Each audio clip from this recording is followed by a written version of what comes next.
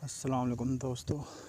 आज आपको दिखाना था कि माशाल्लाह पहला फूल अपने कपास में नज़र आ गया मुझे।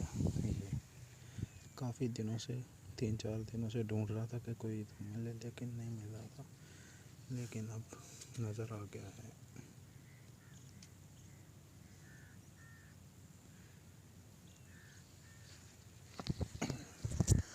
कुछ ही दिनों में सारा खेत इंशाल्लाह फूलों से भरा हुआ नज़र आएगा।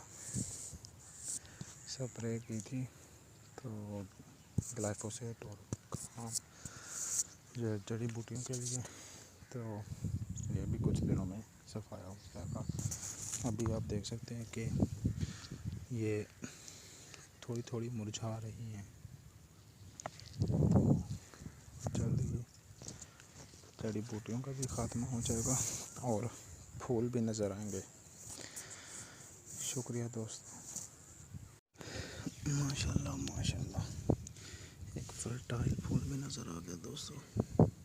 ये